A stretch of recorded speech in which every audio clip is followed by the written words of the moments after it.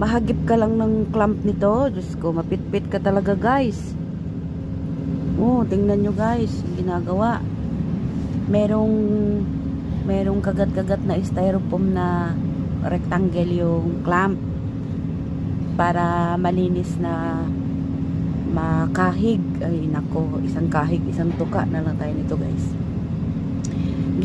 Mailungga na lang bala ko guys, kaya nabudlayan nagit ako, nabudlayan na sayop, nahihirapan mabudlayan nagit ako sa akon nga vlog nga hindi na talaga maiintindihan, naguguluhan talaga ako. Mailungga na lang ko guys ha. Iyan, tingnan nyo yung ano guys, yung nasa atubangan ko.